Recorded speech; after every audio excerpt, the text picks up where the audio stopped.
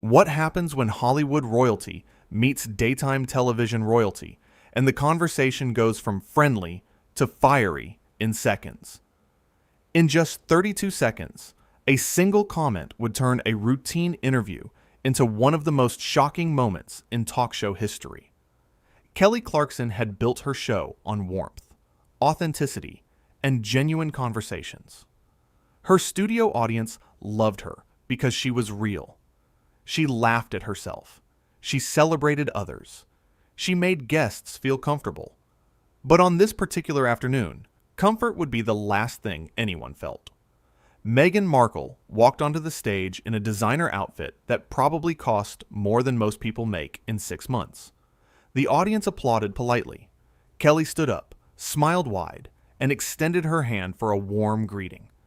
Meghan took it, but the handshake was brief, almost dismissive. There was something cold in it. "Welcome, welcome. So glad you're here," Kelly said, her voice bright and cheerful as always.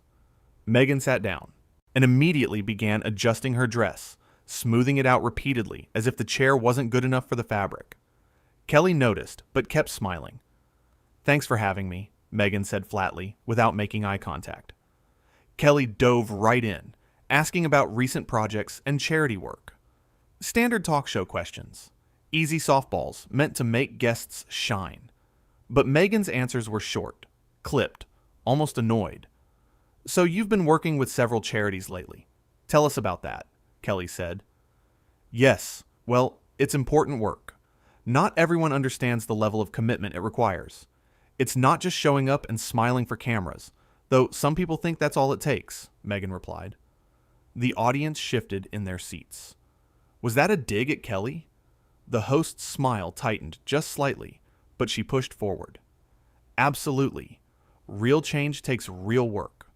What projects are you most passionate about right now?" Meghan sighed. Actually sighed, like the question was beneath her. "I'm passionate about many things, but I find that in these kinds of settings, it's hard to have a real conversation. Everything is so surface level, so produced." Kelly's eyebrows went up. The audience went quiet. This was her show Meghan was calling surface level. Kelly had spent years building this platform on depth and authenticity, but she stayed professional. "Well, we're here to have whatever conversation you want to have. This is your time," Kelly said, opening the floor. "Is it though? I mean, you have commercial breaks to get to, network notes to follow. It's all very manufactured," Meghan said, looking around the studio like she was inspecting a budget motel. The audience was uncomfortable now. You could feel it. People started glancing at each other. Kelly's producer in the wings looked panicked, but Kelly kept her composure. "I think our viewers would disagree. We have real conversations here every day. But hey, let's talk about what you want to talk about. What's on your mind?" Meghan leaned back in her chair, crossed her legs, and smiled in a way that wasn't friendly at all. "What's on my mind is how different my life is from this, from regular talk shows and regular questions. My experiences are unique. Not everyone can relate." "Well, that's kind of the point of interviews, right? To share experiences that maybe not everyone has had," Kelly responded, still trying to keep things light.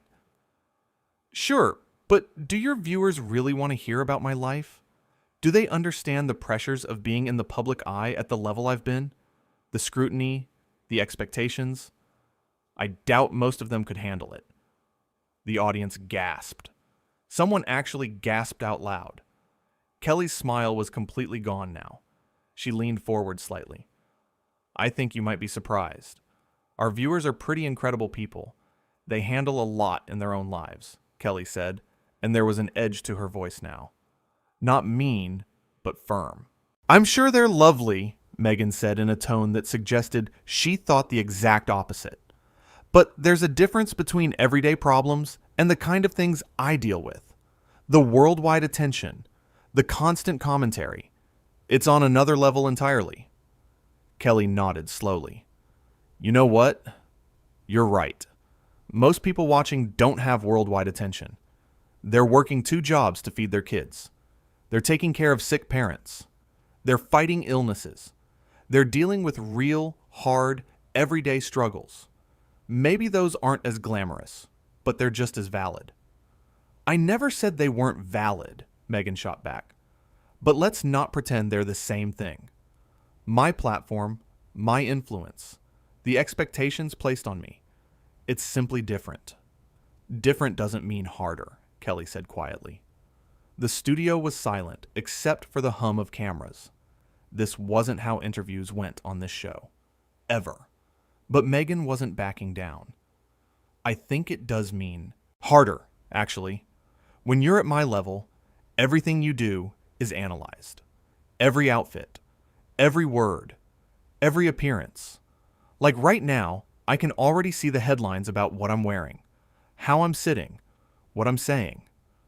Maybe the headlines wouldn't be a problem if what you were saying wasn't, kind of dismissive of everyone here, Kelly replied, her voice still calm but her words sharp. Meghan's face changed. Her expression went cold. Excuse me? You've been here for 10 minutes, and you've basically told me, my show, and my audience, that we're all beneath you. That our conversations are surface level. That our viewers couldn't understand your life. That our problems aren't as important as yours. Did I miss anything? The audience started clapping. Not a roar, but a slow build of supportive applause for their host. Meghan looked shocked that anyone would dare challenge her. That's not what I said, Meghan insisted. That's exactly what you said. And you know, what? That's fine. You're entitled to your feelings. But this is my show. And these are my viewers. And I'm not going to sit here and let you talk down to them. Meghan stood up abruptly. I don't have to listen to this. You're right. You don't. But you came here. You agreed to this interview. And now you're upset because someone called you out? Kelly stood up too, matching her energy. Called me out? For what? For being honest?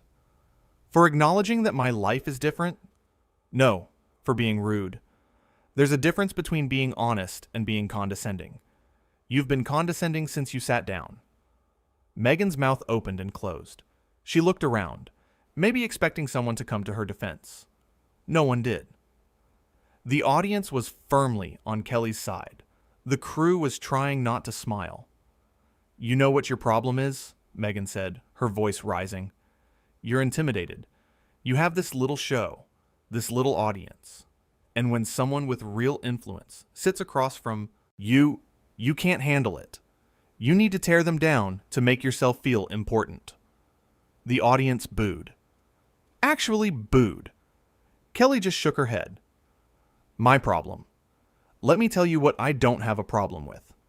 I don't have a problem with who I am. I don't need to put other people down to feel good about myself. I don't need to walk into someone's house and insult them to feel important. That's not intimidation you're seeing. That's disappointment. Disappointment? Meghan laughed bitterly. You're disappointed in me? Yeah, I am. I've watched your interviews. I've seen your work. I thought this would be a great conversation. But instead, you came here with an attitude, treated everyone like they're beneath you, and now you're mad because I'm not just sitting here taking it. I don't need this, Meghan said, reaching down to grab her purse. Then leave, Kelly said simply. The words hung in the air. No one expected Kelly to actually say it. Hosts don't tell guests to leave. It doesn't happen. But Kelly just stood there, waiting. Meghan stared at her, clearly expecting Kelly to back down, to apologize, to beg her to stay. But Kelly didn't move. She just waited. Fine, Meghan finally said. This show is beneath me anyway. There it is, Kelly said quietly. That's what you really think. You could have just said that from the beginning and saved us all some time. Meghan turned to walk off the stage, but then she stopped and turned back around. Big mistake.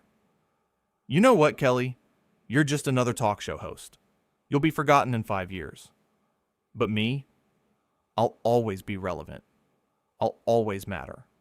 People will always care about what I have to say. Kelly smiled, but it wasn't a happy smile. You think people care about what you say? They care about what you do. And right now, what you're doing is showing everyone exactly who you are. So, yeah, they'll remember this. Just not the way you think. How dare you? Meghan hissed. How dare I? What? Tell you the truth? Stand up for my audience? Not kiss your feet because you walked onto my stage? You came onto my show. You disrespected me, my crew, and my viewers. And now you're shocked that there are consequences? Meghan's face was red now. She was furious. You have no idea who you're talking to. I know exactly who I'm talking to. I'm talking to someone who forgot that respect goes both ways. That being famous doesn't mean being better than everyone else. That having a platform is a privilege, not a right to look down on people. I never look down on anyone, Meghan shouted. You've done nothing but look down on everyone since you got here, Kelly shouted back, and the audience erupted in applause. Meghan was shaking now, whether from anger or embarrassment or both. You're going to regret this. The only thing I regret is wasting everyone's time with this interview. We could have had someone here who actually wanted to connect with our audience. Instead, we got you. You're pathetic, Meghan spat. And you're leaving, Kelly said, pointing toward the exit. Security will show you out. That's when Meghan completely lost it.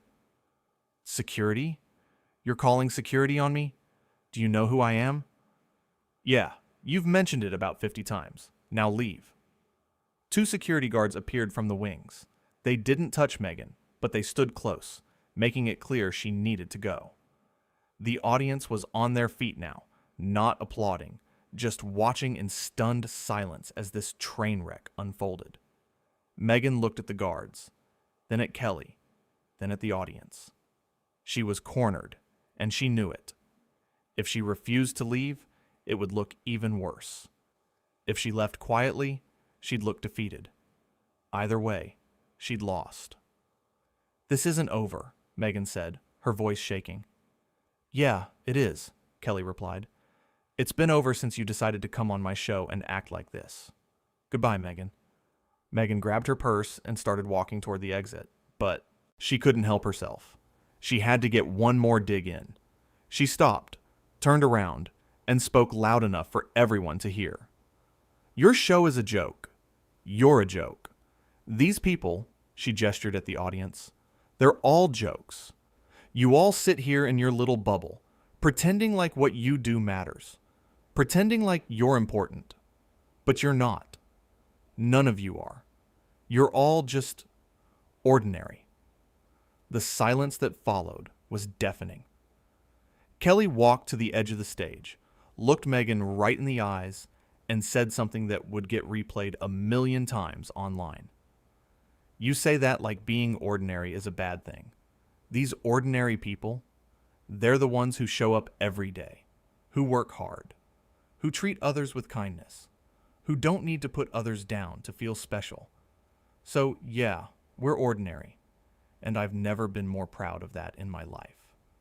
The audience went wild, cheering, clapping. Some people were crying. Meghan stood there, completely frozen, realizing she'd just made the worst mistake of her public life. She'd come onto a beloved show, insulted a beloved host, and called everyday people worthless. There was no coming back from this. She turned and walked off the stage, security following behind her. The camera caught her face as she exited. It wasn't angry anymore. It was scared. She knew what she'd done. She knew how this would look. She knew the fallout would be massive.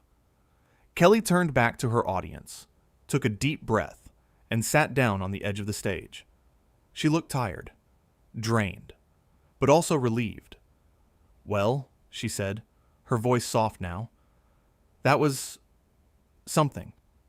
The audience laughed, a release of all the tension that had built up. Kelly smiled, a real smile this time. You know what, though? I meant every word I said.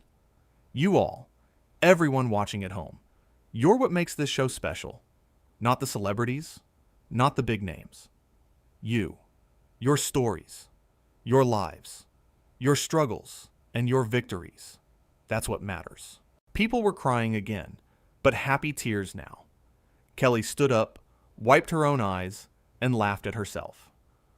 Okay, we need to take a break, because I need to emotionally recover from whatever that was. But we'll be right back, and I promise our next guest will actually want to be here. The camera cut away, but in the studio, something incredible happened.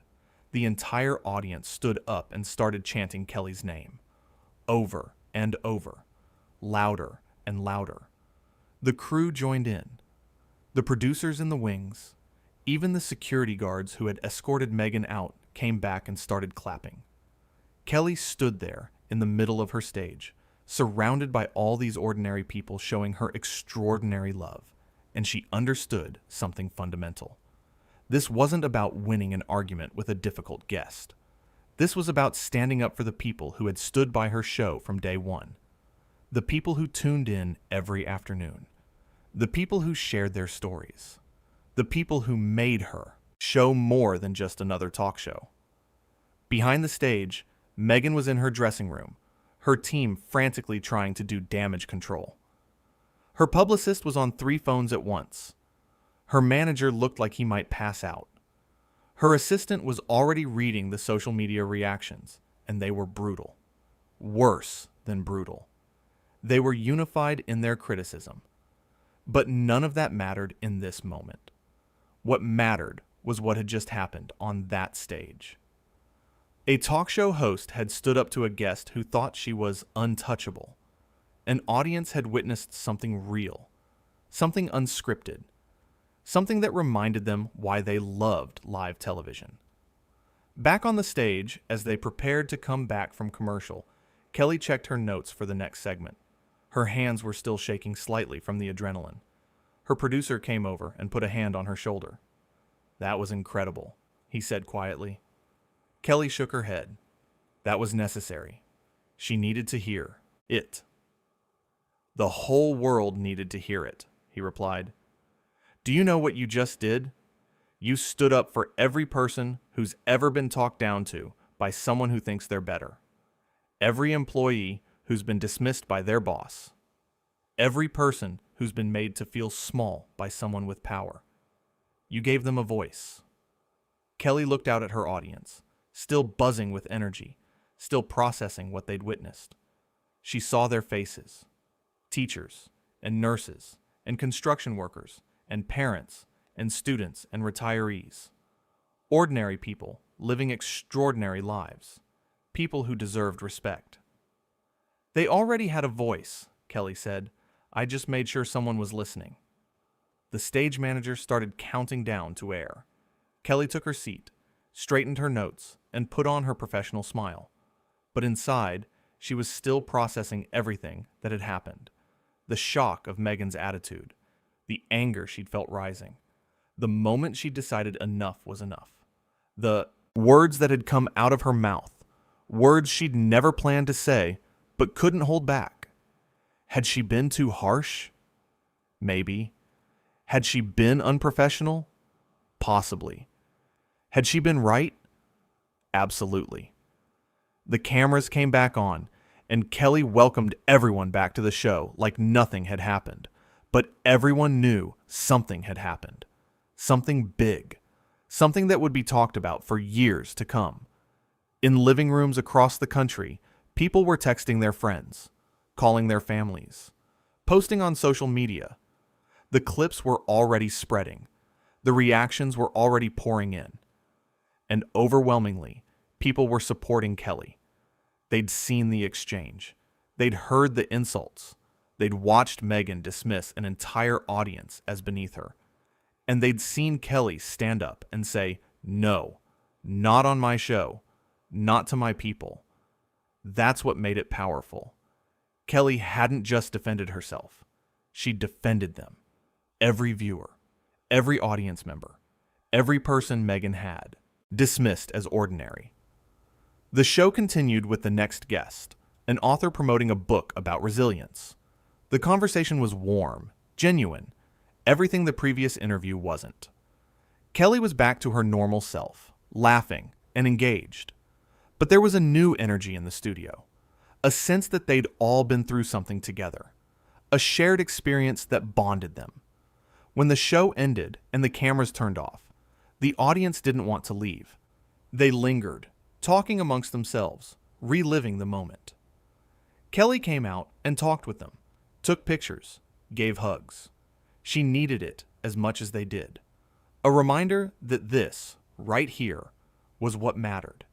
These connections, these real moments, these ordinary people who made her job the best in the world. Backstage, word had spread throughout the building about what happened. Other shows wanted the footage. News programs were already calling. Entertainment reporters were trying to get statements.